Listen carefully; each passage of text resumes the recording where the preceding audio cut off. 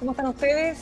Cuando son exactamente ya casi las 7 de la tarde de este miércoles 8 de junio, queremos invitarlos a participar de un programa más, de un día a la vez, cuando también a esta misma hora se lleva a cabo en el Congreso una discusión y un debate muy profundo acerca del retiro del 10% de los ahorros previsionales para hacer frente a la pandemia.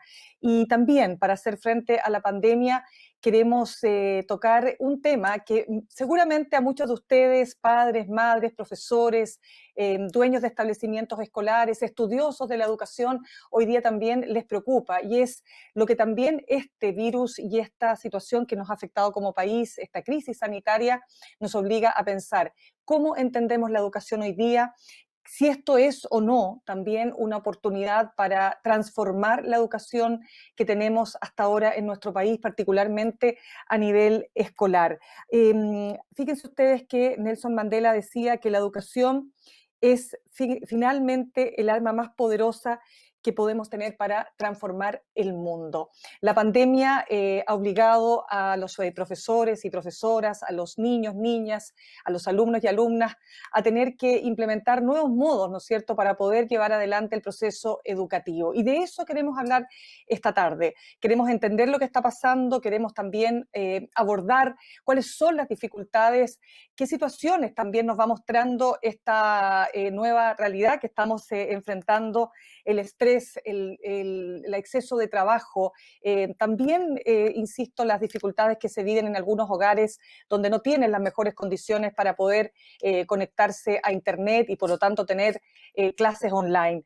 Vamos a saludar justamente a dos personas con las que vamos a estar conversando hoy día. Por un lado tenemos ahí en la pantalla, a mano derecha, a Claudio Contreras. Él es el director del Liceo Antonio Hermida Fabres de Peñalolén. Muchas gracias, Claudio, por estar esta tarde con nosotros. Gracias a ustedes por la invitación. Y por Buenas el tardes. otro lado tenemos, gracias, y tenemos a Joaquín Walker, director ejecutivo del IGE Educar. Joaquín, también te damos muchas gracias por haber aceptado participar en este programa de hoy. Bien, ahora queremos, a ambos queremos invitarlos, antes de entrar en conversación y que podamos justamente conocer cómo están ustedes desde sus propios lugares evaluando el proceso educativo a nivel escolar respecto de toda la situación que está afectando al país. Queremos compartir con ustedes la historia de Miriam Zapata. Ella es una profesora de educación general básica de Quilpué, que nos va a contar muy chiquitito en una pequeña capsulita qué es lo que ha hecho para poder efectivamente asistir a sus alumnas y alumnos en este momento. Buenas tardes, mi nombre es Miriam Zapata, soy profesora de Educación General Básica desde hace más de 30 años.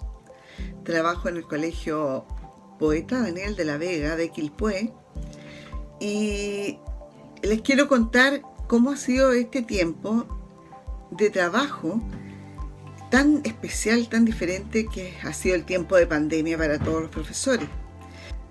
Nos hemos tenido que reinventar para que poder aprender a usar otras cosas que nos proporciona este maravilloso equipo. Una nueva forma de trabajar. Hemos aprendido a manejar otras cosas, por ejemplo, como la herramienta Zoom, que ahora lo usamos para reuniones, para clases, para consejos de profesores. Pero yo creo que lo más importante es, hemos aprendido todos. Hemos aprendido nosotros a trabajar vía online, hacer guías y cosas para que ser lo más clara posible, para poder darnos a entender con nuestros niños, más cuando son niños pequeños. También los padres han tenido que aprender a ser un poco maestros en su casa y valorar tal vez el mayor trabajo que tienen los profesores en el colegio, que no es tan fácil como parece que se ve a veces. Así que bueno, seguir reinventando y haciendo a veces de repente también las clases más amenas. Así que bueno, hay que hacerlo así. Así somos los profes, así que hay que salir adelante, sea como sea, por nuestros niños. Bueno, ahí teníamos entonces a Miriam Zapata. A ver, quiero partir contigo, Joaquín, porque ustedes acaban de elaborar una encuesta que permite medir exactamente lo que le está pasando a los profesores con esta situación especial que estamos viviendo. Entonces, cuéntanos un poquito de los principales resultados y sobre todo en esta sobrecarga que está viviendo todo el profesorado en nuestro país. Bueno, muchísimas gracias por la invitación. Un lujo escuchar también a la profesora Miriam Zapata. Lo que ella está viviendo es la realidad de muchos profesores. Tenemos 200.000 profesores y profesoras en Chile, con 3 millones de estudiantes, y esa realidad que refleja Miriam también está en nuestra encuesta, que aborda, por una parte, desafíos de futuro, pero también condiciones actuales. ¿Cómo están los profesores y profesoras? Y ahí vemos primero que están trabajando todos los profesores y profesoras, reportan, perdón, la gran mayoría reporta estar trabajando más horas, muchas más horas que antes, y además reportan niveles de estrés y varios sentimientos negativos como angustia, preocupación, y que tiene que ver con el contexto de adaptación. Miriam dijo, así somos los profes, y yo creo que ese así somos tiene que ver con, son profesionales resilientes con una gran capacidad de adaptación, y están viendo con mucha dificultad cómo llevar a cabo un proceso educativo que no es online necesariamente, es un proceso educativo remoto y que en algunos casos puede ser online y en otros puede ser de otras maneras. Y de hecho hemos visto en esta encuesta que si bien en los colegios particulares es más preponderante esta educación remota online, en los colegios municipales sobre todo y también particulares subvencionados, las herramientas que más se utilizan son WhatsApp. Es muy impresionante cómo WhatsApp está siendo un medio de comunicación, y también el correo electrónico y los llamados. Porque también otro elemento que aparece fuerte en la encuesta es que lo más importante, según los profesores y profesoras, es el bienestar de los y las estudiantes. Eso es muy importante reconocer. ¿Cuál es el centro? ¿Qué es lo más importante este tiempo? El bienestar de los y las estudiantes y también de los y las docentes. Porque si los docentes no están bien, difícilmente los estudiantes van a estar bien, y eso es un bien en sí mismo que estén bien los y las estudiantes, pero también es un medio para el aprendizaje. Es imposible lograr aprendizajes sin bienestar. Yo quiero entrar justamente, Claudio, para conocer la experiencia de ustedes en el Liceo de la Hormida, ¿verdad, Antonio Fabres? Porque aquí estoy leyendo bueno, yo entrevisté hoy día en la mañana, entre paréntesis, en Radio ADN, a Amanda Céspedes, es neuropsiquiatra infantil. Ella ha señalado que los docentes no pueden trabajar de lunes a viernes en casa, que los profesores necesitan un receso, que la enseñanza remota es 3 veces más exigente que la enseñanza y el aprendizaje presencial. Y ustedes tienen también una realidad que es aún más compleja, porque muchos de los padres y madres que son los apoderados no tienen acceso a Internet o tienen un acceso muy limitado. ¿Cómo están lidiando con eso, Claudio? Mira, lo que señala es una realidad. Efectivamente, nuestra crisis no comienza el 16 de marzo, específicamente en la hormiga. Nuestra crisis viene desde el estallido social del 18 de octubre del año pasado, que efectivamente ya se comenzaron a vislumbrar una serie de situaciones que nos hicieron adelantarnos de alguna u otra manera a esta situación que estamos viviendo actualmente. ¿Ya? Por lo tanto, la situación contextual de nuestra familia es sumamente difícil. Por lo tanto, como bien lo dice, ¿cierto?, el compañero que está exponiendo en este momento, también junto a mí, la contención emocional pasa a ser uno de los elementos fundamentales, ¿cierto?, de nuestro quehacer pedagógico. ¿Ya? Y efectivamente, no solamente los profesores sienten que hay una sobrecarga laboral con el trabajo remoto, sino también los equipos directivos nos hemos visto también en una situación que antes no habíamos vivido. Y tiene que ver con los canales de comunicación, de cómo somos capaces, ¿cierto?, de establecer vínculos no solamente con los estudiantes, sino también con las familias. Y los llamados telefónicos efectivamente han sido muy importantes en este momento. Bueno, ustedes deben saber que en los colegios públicos de Peñalolén y en otros colegios públicos también de Chile, existen las llamadas duplas psicosociales. Y ellos también han tenido una carga de trabajo emocional increíble. Todos los días llaman por teléfono a nuestros estudiantes para saber en qué condiciones se encuentran, y efectivamente no solamente con ellos, sino también con los profesores. ¿Ya? Por lo tanto, los procesos que se están viviendo efectivamente en el sector de la hormiga tienen otras aristas que hacen evidentemente mucho más visible la brecha digital, ¿ya? Que se experimentaba y se veía, ¿cierto?, un poco más lejana antes de esta pandemia. Pero, insisto, ya nosotros atendemos una población altamente vulnerada, ¿ya? También, porque efectivamente nosotros tenemos, ¿cierto?, a la vista cómo nuestros estudiantes que muchas veces quieren cumplir con las tareas online, ¿ah? Tienen problemas, ¿cierto?, de violencia intrafamiliar, están con situaciones de hacinamiento. Yo vengo de una entrevista con un grupo de estudiantes en este momento y nos juntamos con el centro de estudiantes. Y claro, habían niñas y niños que estaban totalmente devastados porque ellos quieren cumplir, pero a pesar de tener la conectividad, hay otras condiciones colaterales, ¿cierto?, que le están impidiendo a cumplir adecuadamente. Por lo tanto, son una cantidad de variables que uno tiene que contemplar. Y efectivamente el trabajo del profesor ahí es fundamental. El profesor jefe, ¿ya?, en este momento está recibiendo constantemente, ¿cierto?, las consultas a través de correo electrónico, llamadas telefónicas que muchas veces están fuera de su horario estrictamente laboral. Por lo tanto, es una Totalmente. situación bien compleja que es importante también incorporar dentro de la discusión. Y Sí, es que ahí afortunadamente, ¿cierto? ¿Mm? Discúlpame, y afortunadamente Peñalolén se ha adelantado en algo en ese sentido.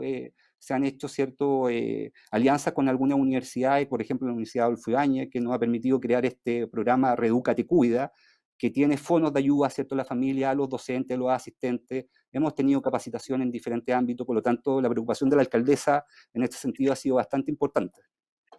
Ahora, es que ahí quiero entrar, Joaquín, también con respecto a esta misma encuesta y lo que ustedes miden habitualmente en las investigaciones que realizan, porque en esta encuesta se habla que los profesores están, por ejemplo, sintiendo que el 63% trabaja mucho más que antes. El 53% dice estar estresado y muy estresado o muy estresado. Entonces, esto quiero llevarlo a lo que dice Claudio, porque cuando tú tienes además que lidiar con familias que están también con sus propias dificultades. O sea, estamos hablando de familias que o no les ha llegado todavía la caja de alimentos o no les ha llegado el ingreso familiar de emergencia y que están hacinados y entonces en qué minuto tú te sientas con tu hijo a estudiar, ya no hablemos ni siquiera de la clase online, la guía que te llega del colegio. Entonces quiero preguntarte, ¿cómo esta epidemia, lo que dice Claudio, nos pone en evidencia los distintos chiles que tenemos fundamentalmente y sobre todo en materia educacional?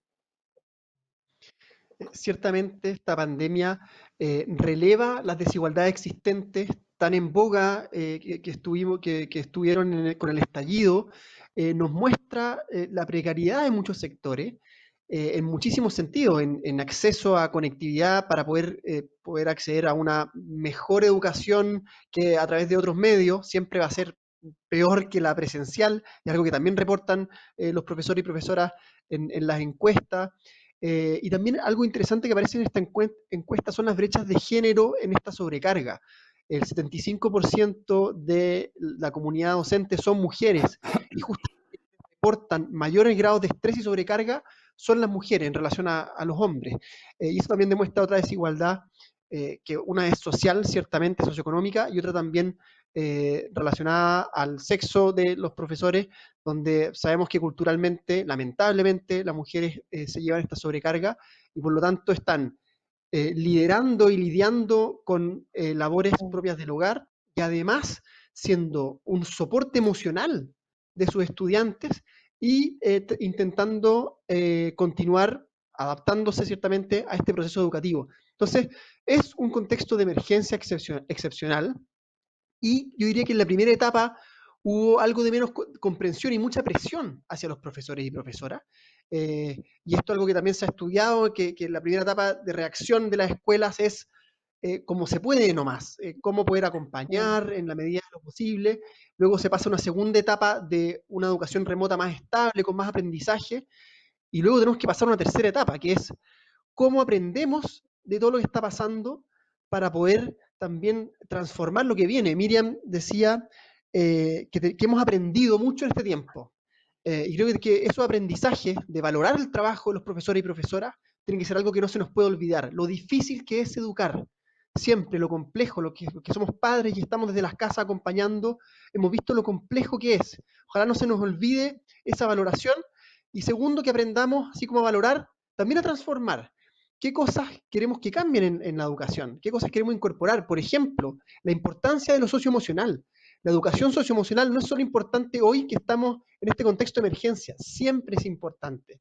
Y espero que también por esta situación en la que estamos podamos recoger qué es lo más importante del proceso educativo. ¿Qué queremos aprender? Y espero que, así como decía Miriam, aprendamos a propósito de este contexto en el que estamos viviendo. Sí, Claudio, y me gustaría también preguntarte porque muchas personas, y no solo de los colegios públicos, quiero hablar transversalmente, ¿no? Es decir, la sensación de que o vamos a perder seguramente, ¿no es cierto?, una parte importante del año académico, no lo vamos a poder recuperar, porque evidentemente tú no puedes reemplazar la clase presencial, sobre todo con niños más chicos, ¿verdad?, respecto de lo que estamos haciendo hoy día, estos intentos, ¿no?, de poder llevar la clase y la sala de clases a la casa. Valentina Quiroga, la ex subsecretaria de Educación, decía, es imposible pensar que el hogar se va a convertir en el colegio, o sea, eso no es real. Entonces, a ver, con tu experiencia, tú dirías que hay que soltar un poco esa exigencia y definitivamente aceptar que estamos en un año como nunca lo habíamos vivido y por lo tanto entender que lo que se pierda, bueno, se tendrá que recuperar después, pero no seguir exigiéndonos más de lo que ya nos exige esta pandemia? Mira, la mirada que nosotros tenemos desde el punto de vista, yo te lo voy a plantear de la mirada corporativa de Peñalolén, es que siempre hemos trabajado desde el punto de vista de la flexibilidad. ¿Ya? Nosotros ya sabemos que este trabajo se va a extender para el año 2021. E incluso algunos expertos hablan que hacia el año 2022 recién vamos a estar, ¿cierto?, a partir de esta crisis con una expectativa bastante positiva respecto a estos objetivos de aprendizaje que de alguna u otra manera, ¿cierto?, no se han abordado. ¿Ya? Eh, por tanto, nosotros lo que le hemos dicho a nuestra familia, todo es nuestro entendimiento. ¿Ah? Cuando nos reencontremos, vamos a retomar, vamos a replanificar, vamos a diagnosticar, vamos a tratar de conocer al máximo las situaciones que se encuentra cada uno de nuestros estudiantes y vamos a ver cómo vamos a terminar el año. ¿Ya? Ahora, efectivamente, hay metas asociadas. Por ejemplo, acaba de plantear el tema de primero básico. Bueno, nosotros ya como Corporación Municipal de Peñalolén estamos tratando de abordar cuáles serían nuestras metas para los procesos de lectoescritura para los primeros básicos, entendiendo que es muy probable que no todos nuestros niños accedan al proceso de lectura. Por lo tanto, uno de los desafíos para el año 2021 va a ser, bueno, ¿cuáles de estos objetivos, cuáles son los niños que efectivamente van a necesitar apoyos especiales? Y en ese sentido, ¿cierto? Nosotros como colegio están todos los dispositivos necesarios y también todos los recursos económicos dispuestos hacia la comunidad para poder cumplir con esos objetivos. En ese contexto, yo lo que me atrevería a decir es que efectivamente no todos los colegios, pero yo también lo veo por parte de mi hijo, están en una situación bien compleja, ya los cuartos medios. ¿Ya? Hay una Exacto. incertidumbre tremenda con los cuartos medios en este momento. ¿Qué pasa con la prueba de transición universitaria? ¿Qué pasa con los contenidos de cuarto medio? Bien, hay una serie de interrogantes que efectivamente estamos esperando directrices más claras desde el DEMRE y también del Ministerio de Educación respecto, por ejemplo, a la prueba de transición. ¿Ah? Y cuáles serían Pero, las decisiones que se van a tomar claro. respecto al objetivo de cuarto medio, por ejemplo. Ahora, entiendo, bueno, Rapa Nui, ¿no es cierto?, vuelve a sus clases después de haber estado 3 meses ya y con efectivamente el control de la pandemia puntualmente en la isla. Hay también otros lugares donde se podría retomar, por ejemplo en Aysén, alguna que otra clase presencial muy tímidamente. Esto el gobierno está, evidentemente el Ministerio de Educación, a la espera de ver cómo va a avanzar la idea del desconfinamiento. Hay que tener mucho cuidado y eso siempre lo hemos dicho, o sea, mientras no haya vacuna, cualquier desconfinamiento tiene que ser hecho con una tremenda responsabilidad, porque ahora sí que no nos podemos volver a equivocar, ¿no? Entonces, lo primero que quiero preguntarle, ustedes ambos consideran, partiendo contigo, Joaquín, o sea, ¿este año ya no se vuelve presencialmente a las clases o podría haber un cambio de aquí al segundo semestre? Me encantaría tener una respuesta certera y precisa, pero creo que la incertidumbre es muy grande. Sí tenemos que prepararnos al menos para ambos escenarios. Tenemos que estar preparados para mantener clases remotas, insisto, que no son solo online, clases remotas, al menos hasta fin de año, pero también estar preparados para una eventual vuelta, justamente a propósito de las brechas, porque habiendo brechas sociales y de aprendizaje muy grandes en Chile, indiscutiblemente esas brechas aumentan en un contexto de educación remota, porque no es lo mismo educar en estas circunstancias que la educación presencial, tanto en lo socioemocional como en lo académico propiamente tal.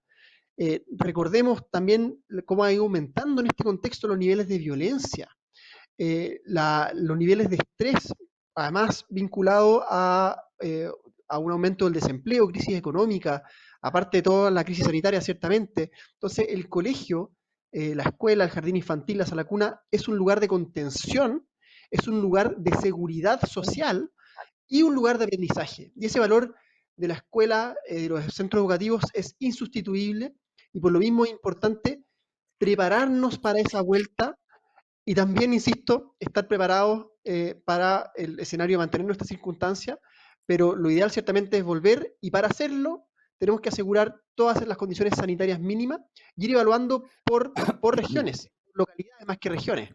Y en eso sí que hay lugares, como se ha ido haciendo en Isla de Pascua, en ciertos lugares de Aysén, porque no es todo Aysén, es razonable ir avanzando, insisto, para evitar que sigan creciendo las brechas y por un elemento de seguridad, siempre que estén las medidas sanitarias respectivas. Sí, Claudio, con tu experiencia, ¿qué le dirías tú a los papás, a las mamás que están tan angustiados como los mismos niños, ¿no? Que no saben muchas veces cómo poder efectivamente cumplir con las demandas. Entiendo que a ti te toca más difícil todavía, por supuesto que sí, porque la comunidad escolar de la Hormida, de tu liceo, tiene muchas más dificultades económicas, por supuesto, pero ¿qué respuesta le das tú a los papás cuando te dicen, oh mamá, sabe que no me da el internet o no me da el tiempo, estoy agobiadísima, en qué minuto me siento a estudiar con mi hijo, cómo logro efectivamente cumplir con lo que el colegio espera de mí? Un poco alineado con lo que se dijo recién. En el fondo nosotros también nos estamos preparando para distintos escenarios, ¿ya? Por lo tanto, ya estamos trabajando para una modalidad presencial, una modalidad semipresencial y también una modalidad remota, ¿ya? Por lo tanto, tenemos las tres alternativas que están dando vuelta y estamos planificando en función de eso, porque efectivamente van a haber familias que, y ya me lo han dicho, director, yo no voy a mandar, ¿cierto?, a mi hijo de vuelta porque nadie me asegura que no le vaya a pasar nada en el colegio. Bueno, en ese contexto nuestra misión como institución escolar es asegurar primero, ¿cierto?, que se evite la deserción escolar. Y en ese contexto todas las posibilidades están abiertas para que ese niño, independiente de la modalidad que tome, ¿cierto?, termine su año académico de la mejor forma posible y el próximo año a tratar de reforzar aquellos elementos que pueden haber quedado pendientes, pero las flexibilidades están presentes y van a seguir siendo parte de nuestro quehacer educativo hasta el final, ya en función de los procesos de evaluación formativa que son fundamentales en este momento. La calificación ya pasa a ser un segundo ámbito, que también hay que hacerse cargo en algún momento de eso, porque legalmente tenemos que tener calificaciones. Entonces, hay un tema que también estamos tratando de desenredar, ¿ya? Respecto a los procesos de evaluación formativa y aquellos elementos que tienen que ver con la calificación probablemente tal. Pero esa calificación, solo para cerrar ese punto, Claudio, se va a hacer una suerte como más se va a flexibilizar mucho más, quiero decir, ¿no? O sea, Por porque me supuesto. imagino que en este año ustedes no van a reprobar a una persona, o sea, no creo que haya niños, no sé, te pregunto también, Joaquín, o sea, casos de niños que puedan reprobar el año escolar, no creo, ¿no? Claro, hay que recordar que este año ya entró en vigencia, ¿cierto?, el decreto 67, en donde la repitencia automática ya es parte de la historia, ¿ya? Y que la invitación, ¿cierto?, del decreto 67 es que se analice caso a caso, en función de una serie de criterios sociales, ¿cierto?, psicológicos, familiares, ¿cierto?, para ver efectivamente si el niño está en condiciones de ser promovido. Por lo tanto, Perfecto. lo que estamos haciendo ahora no es nada más, ¿cierto?, que seguir la ruta que ya el Ministerio de Educación en algún momento planteado respecto a los procesos de evaluación. Por lo tanto, Joaquín, lo que estamos quiero haciendo es corroborar ese punto. ¿Sí? Perfecto. Joaquín, te quiero preguntar lo siguiente. En la conversación que les contaba a ambos que tuve en la mañana con la neuropsiquiatra Amanda Céspedes, ella, neuropsiquiatra infantil, ella decía que una de las grandes tragedias de la educación chilena escolar es que los alumnos y alumnas no logran integrar lo que aprenden, porque hay mucha todavía tendencia a lo memorístico, a no entender la relación entre los procesos, ¿verdad? Y eso hace que no nos vaya bien en las pruebas internacionales. Entonces ella decía que esta pandemia nos lleva de alguna manera a una oportunidad gloriosa para hacer las transformaciones que la educación requiere. Entonces te pregunto, ¿cuáles son esas transformaciones? ¿Qué cosas no podemos dejar que toda esta pandemia y todo el costo que ha tenido esto pase en vano? Gracias por esta hermosa pregunta, porque este es un desafío que a nosotros nos moviliza mucho en Elige Educar. ¿Cómo avanzamos a una educación que ponga en el centro a los y las estudiantes en toda su identidad? que promovamos el aprendizaje integral de estudiantes de los y las estudiantes, lo que implica abordar, por una parte, ampliar lo estrictamente contenidista, academicista, abordando otro tipo de desarrollo de habilidades. Eso por una parte, y ahí desarrollo de habilidades sociales y socioemocionales en particular, y poder avanzar también en el desarrollo de habilidades para el siglo XXI, que se llaman, que son habilidades de adaptabilidad. Cómo promovemos no solamente avanzar en contenido a través de la memoria, sino habilidades como la empatía, comunicación, pensamiento crítico, son esenciales, y eso requiere modificar la forma de enseñar y de aprender, de poner a los estudiantes como protagonistas y constructores del proceso educativo y poniendo sus intereses y motivaciones. No es posible que nuestros hijos, hijas, que yo creo que a varios les ha pasado, de repente se aburran en el colegio y que no haya una motivación, no haya una vinculación emocional con el proceso educativo. Y eso requiere revisiones profundas, abordar la formación docente por una parte, abordar también el liderazgo directivo, cómo apoyar estos procesos de cambio y pasar a repensar qué tipo de habilidades queremos desarrollar para el país que queremos construir, un país y un mundo que está cambiando mucho, no solamente por la pandemia, por el cambio climático, en Chile en particular, por procesos políticos. Entonces, pensemos también el país que queremos y con eso también pensar la educación que necesitamos de manera integral, y poniendo, insisto, a los y las estudiantes, su motivación, sus intereses y su rol activo en el aprendizaje. Eso es esencial para esta nueva educación. Claudio, ¿qué te gustaría a ti que cambiara en la educación, lo que a ti te toca? Mira, una de las preguntas que nos hacemos con los otros directores de la red de Peñalolén, efectivamente, Claro. es preguntarnos, bueno, ¿esto llegó para quedarse o es un asunto transitorio solamente? Y uno espera efectivamente que esto sea un complemento más a partir de nuestras prácticas pedagógicas. Y efectivamente, los colegios de Peñalolén, yo hablo por los colegios de Peñalolén, ya están incorporando elementos en las planificaciones docentes que tienen que ver con lo socioemocional.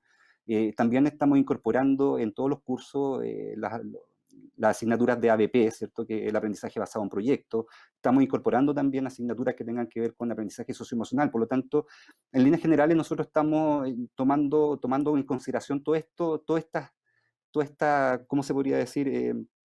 Pistas que nos está dando, ¿cierto?, la historia para poder adelantarnos también a los procesos que vienen. Por lo tanto, yo lo vislumbro de buena manera. Yo creo que nos va a dejar un montón de aprendizaje este proceso. Ahora, evidentemente, hay algunas situaciones que hay que resolver y que, bien lo dice, que tiene que ver con la formación docente, de cómo, ¿cierto?, las universidades también se hacen cargo y que efectivamente estos elementos que estamos discutiendo sean parte también de las mallas curriculares de las universidades, ¿ya?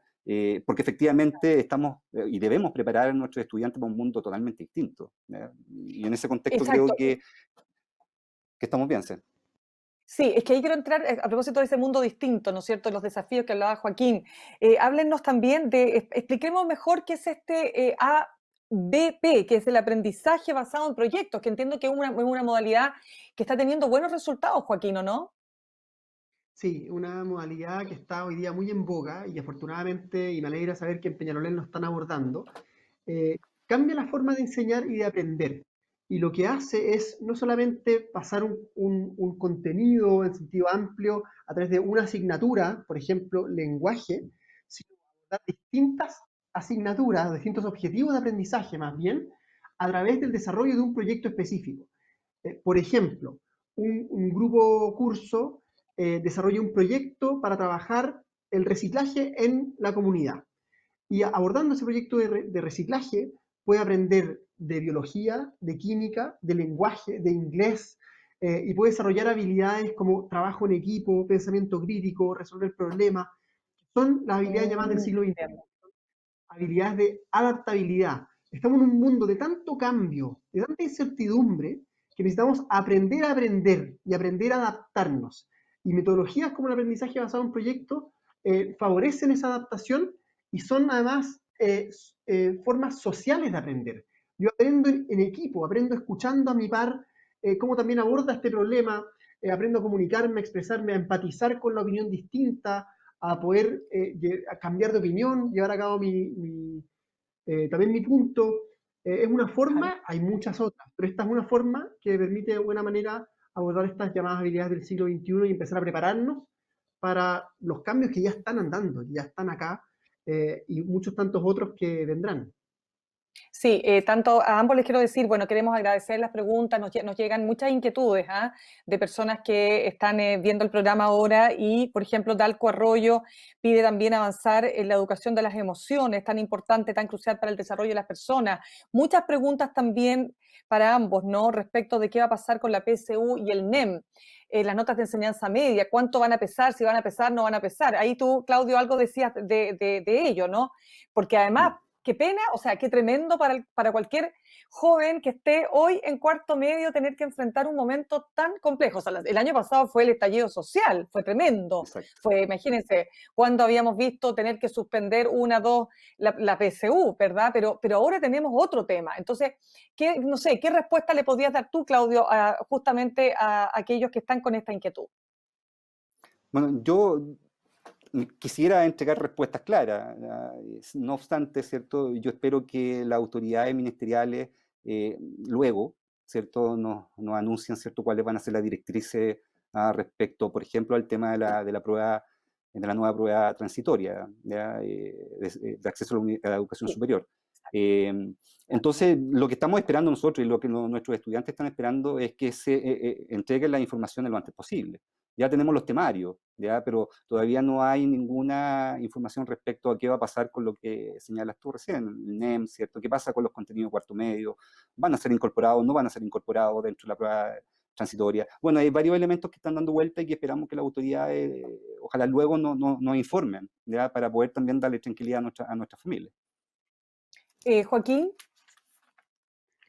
Yo creo que tenemos una oportunidad muy interesante. Dentro de lo complejo y lo duro que es este escenario, estamos justamente en una prueba de transición. Es una prueba bisagra para el proceso de selección que viene, y ya hay medidas anunciadas que sí favorecen a los estudiantes de cuarto medio. Por ejemplo, desde antes incluso la PSU estaba priorizando los contenidos de primero y segundo medio, que es justamente una de las maneras de evitar brechas que habían entre colegios científico-humanistas y técnico-profesionales. Eso ya es positivo. También los cambios que se anunciaron, no sabemos cómo va a quedar, pero los objetivos que se planteaban era centrarse más también en ciertas habilidades que en contenido específico, justamente por los problemas que ha habido con la PSU. Entonces, los cambios que ya se habían anunciado sirven para este proceso. Lo que yo encuentro más complejo es cómo se va a rendir, porque hay incertidumbre o sea, ya anunció el DEMRE que irrazonablemente este tipo de prueba, por las consecuencias que tiene, por la seguridad que implica, no puede darse de forma online. Entonces, ¿eso qué puede significar?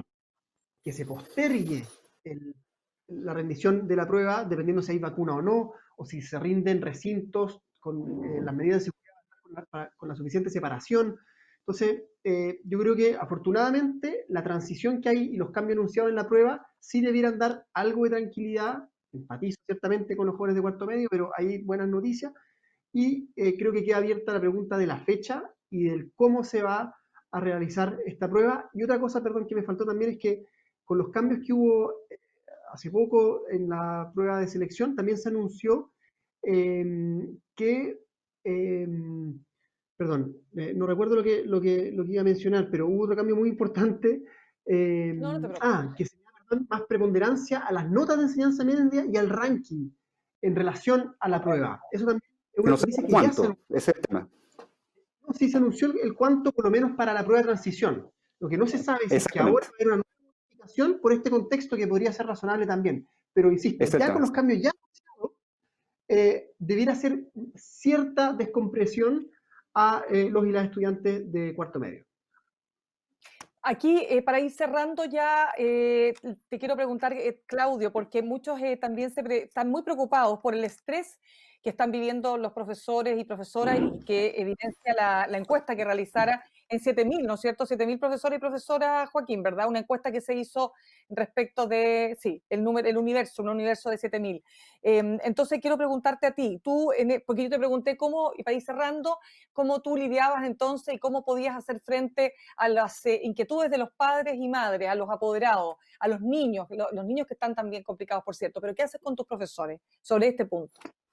Mira, una de las cosas que uno de repente dice, bueno, que son las cosas positivas que ha traído esta situación, es que los equipos directivos, dada la situación de pandemia, nos hemos reunido y hemos tenido más contacto que nunca con los docentes. ¿Ya? Es una situación que también es de estudiar, ¿ya? Porque efectivamente en este formato nos da la posibilidad de tener más contacto con nuestros docentes. Lo que nosotros hemos abordado como Reduca efectivamente es que hemos realizado ciertos apoyos socioemocionales con psicólogos, ¿cierto?, de la Universidad Adolfo Ibáñez, como lo dije. También hemos hecho acompañamiento interno, ya a través de nuestra encargada de convivencia, nuestro orientador, llamadas telefónicas constantes, de manera tal de apoyar aquellos procesos que efectivamente han sido muy complejos para nuestros docentes. Yo siento que en este momento nuestros docentes lo que necesitan es una contención, un acompañamiento, y hacerles sentir que efectivamente nos tocó esta situación y que de esta situación tenemos que salir entre todos, como una comunidad. Yo creo que la clave en este momento es que apoderados, estudiantes, docentes y equipos directivos estemos alineados.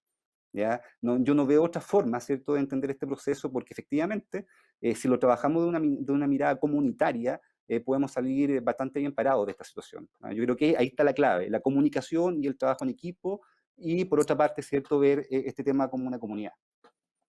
Sí, Joaquín, ¿algo para cerrar? Sí, yo creo que necesitamos 3 cosas: empatía, confianza y apoyo.